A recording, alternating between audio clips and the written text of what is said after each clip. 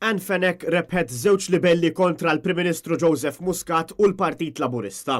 Il-qorti kkundannat żewġ stqarrijiet li ħareġ il-Partit Laburista bħala libellużi u malafamanti dwar allegazzjonijiet folots li ġew ippubblikati f'Marzu tal-2016 li fihom ġie allegat li Anne Fenech kienet involuta f'kumpanija sigreta fil-Panama u li ħadet miljun euro f'konsulenzi.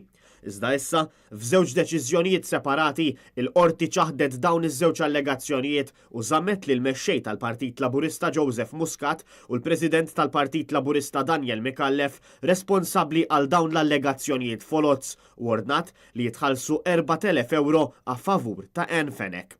Fid-deċiżjoni tagħha, il-qorti qalet li b'differenza minn dak allegat fl-istqarrija ppubblikata mill-Partit Laburista, Anne Fenech personalment ma kellha ebda kumpaniji fil-Panama.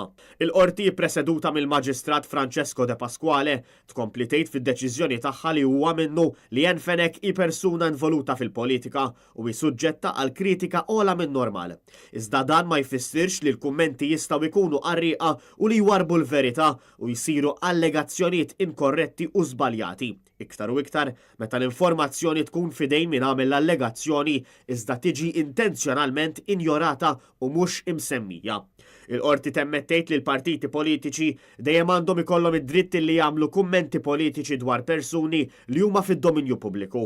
Iżda dan ma jfissirx li għandhom ikollhom id-dritt li jivvintaw u jallegaw fuq persuni biex jieħdu vantaġġ politiku. Bekk, il-qorti kkundannat l-allegazzjoni tal-Partit Laburista bħala libellużi u malafamanti.